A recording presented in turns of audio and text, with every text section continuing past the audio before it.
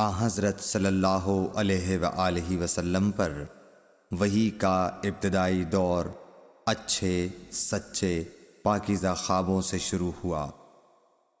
آپ خواب میں جو کچھ دیکھتے وہ صبح کی روشنی کی طرح صحیح اور سچا ثابت ہوتا۔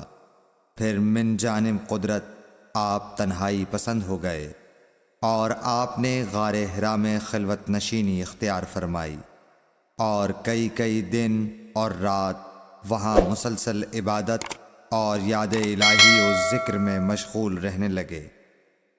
جب تک گھر آنے کو دل نہ چاہتا توشہ ہمراہ لیے ہوئے وہاں رہتے۔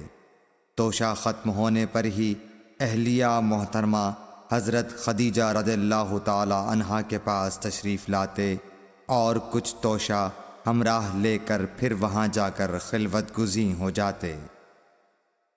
یہی طریقہ جاری رہا یہاں تک کہ آپ پر حق منکشف ہو گیا اور آپ غار حرا ہی میں قیام پذیر تھے کہ اچانک حضرت جبرائیل علیہ السلام آپ کے پاس حاضر ہوئے اور کہنے لگے کہ اے محمد پڑھو۔ آپ فرماتے ہیں کہ میں نے کہا کہ میں پڑھنا نہیں جانتا۔ آپ صلی اللہ علیہ وسلم فرماتے ہیں کہ فرشتے نے مجھے پکڑ کر اتنے زور سے بھینچا کہ میری طاقت جواب دے گئی۔ پھر مجھے چھوڑ کر کہا پڑھو۔ میں نے پھر وہی جواب دیا کہ میں پڑھا ہوا نہیں ہوں۔ اس فرشتے نے مجھ کو نہایت ہی زور سے بھینچا کہ مجھ کو سخت تکلیف محسوس ہوئی۔ پھر اس نے کہا کہ پڑھ۔ میں نے کہا میں پڑھا ہوا نہیں ہوں۔ فرشتے نے تیسری بار مجھ کو پکڑا اور تیسری مرتبہ پھر مجھ کو بھینچا۔ پھر مجھے چھوڑ دیا اور کہنے لگا کہ پڑھو اپنے رب کے نام کی مدد سے جس نے پیدا کیا اور انسان کو خون کی پھٹکی سے بنایا۔ پڑھو اور آپ کا رب بہت ہی مہربانیاں کرنے والا ہے۔ بس یہی آیتیں آپ حضرت جبرائیل علیہ السلام سے سن کر اس حال میں غار حرا سے واپس ہوئے کہ آپ کا دل اس انوکھے واقعے سے کانپ رہا تھا۔ آپ حضرت خدیجہ کے ہاں تشریف لائے اور فرمایا کہ مجھے کمبل اوڑھا دو، مجھے کمبل اوڑھا دو۔ لوگوں نے آپ کو کمبل اوڑھا دیا۔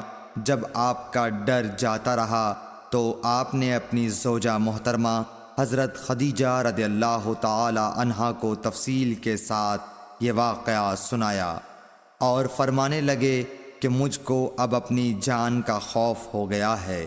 آپ کی اہلیہ محترمہ حضرت خدیجہ رضی اللہ تعالی عنہا نے آپ کی ڈھارس بندھائی اور کہا کہ آپ کا خیال صحیح نہیں ہے۔ اللہ کی قسم آپ کو اللہ کبھی رسوا نہیں کرے گا۔ آپ تو اخلاق فاضلہ کے مالک ہیں۔ آپ تو کنبہ پرور ہیں، بے کسوں کا بوجھ اپنے سر پر رکھتے ہیں، مفلسوں کے لیے آپ کماتے ہیں، مہمان نوازی میں آپ بے مثال ہیں اور مشکل وقت میں آپ امر حق کا ساتھ دیتے ہیں۔ ایسے اوصاف حسنہ والا انسان یوں بے وقت ذلت و خواری کی موت نہیں پا سکتا۔ پھر مزید تسلی کے لیے حضرت خدیجہ رضی اللہ تعالی عنہا آپ کو ورقہ بن نوفل کے پاس لے گئیں جو ان کے چچا زاد بھائی تھے اور زمانہ جاہلیت میں نصرانی مذہب اختیار کر چکے تھے اور عبرانی زبان کے کاتب تھے۔ چنانچہ انجیل کو بھی حسب منشائے خداوندی عبرانی زبان میں لکھا کرتے تھے۔ انجیل سریانی زبان میں نازل ہوئی تھی، پھر اس کا ترجمہ عبرانی زبان میں ہوا۔ ورقہ اسی کو لکھتے تھے۔ وہ بہت بوڑھے ہو گئے تھے، یہاں تک کہ ان کی بینائی بھی رخصت ہو چکی تھی۔ حضرت خدیجہ رضی اللہ تعالی عنہا نے ان کے سامنے آپ کے حالات بیان کیے اور کہا کہ اے چچا زاد بھائی، اپنے بھتیجے محمد صلی اللہ علیہ وسلم کی زبانی ذرا ان کی کیفیت سن لیجئے۔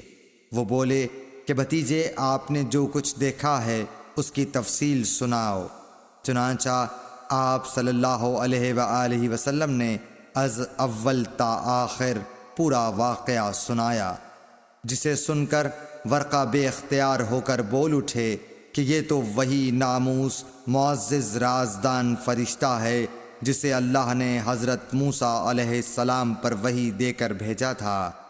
کاش میں آپ کے اس عہد نبوت کے شروع ہونے پر جوان عمر ہوتا، کاش میں اس وقت تک زندہ رہتا جب کہ آپ کی قوم آپ کو اس شہر سے نکال دے گی۔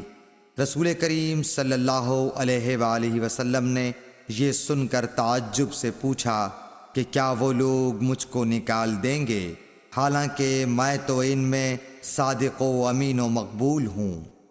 ورقہ بولا، ہاں یہ سب کچھ سچ ہے، مگر جو شخص بھی آپ کی طرح امر حق لے کر آیا لوگ اس کے دشمن ہی ہو گئے ہیں۔ اگر مجھے آپ کی نبوت کا وہ زمانہ مل جائے تو میں آپ کی پوری مدد کروں گا، مگر ورقہ کچھ دنوں کے بعد انتقال کر گئے، پھر کچھ عرصے تک وحی کی آمد موقوف رہی۔